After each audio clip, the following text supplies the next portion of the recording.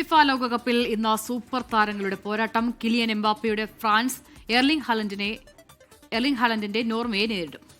രാത്രി 12:30-ക്കാണ് മത്സരം. നോക്കൌട്ട് ഉറപ്പിക്കാൻ ബെൽജിയവും ഈജിപ്തും ഇന്നിറങ്ങും.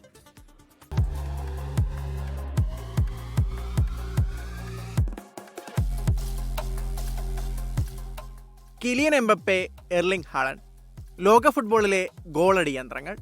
രണ്ടുപേരും മുഖാമുഖം വരുമ്പോൾ ആരാധകർക്ക് ആവേശം കൂടും.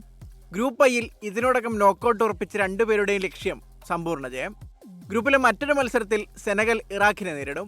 മികച്ച 3ാം സ്ഥാനക്കാരായെങ്കിലും നോക്കൌട്ടിലെത്താൻ സെനഗലിനെ ജയിച്ചേ തീരൂ.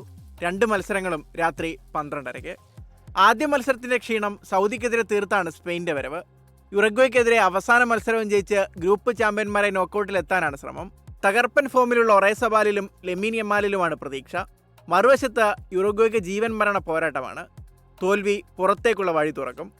ഗ്രൂപ്പിലെ മറ്റൊരു മത്സരത്തിൽ കേപ്പ് വെർദെ സൗദിയെ നേരിടും. ഒരു ജയമകലെ കേപ്പ് വെർദെ കാത്തിരിക്കുന്നത് ചരിത്രം. ജയിക്കാനായാൽ സൗദിക്കും സാധ്യതയുണ്ട്. രാവിലെ 5:30-ക്കാണ് 2 മത്സരവും. ഗ്രൂപ്പ് ജിയിൽ ബെൽജിയം ന്യൂസിലൻഡിനെ നേരിടും.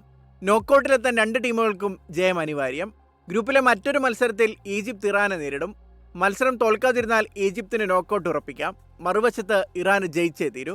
രാവിലെ 8:30-ക്കാണ് 2 മത്സരങ്ങളും. World cup desk 24.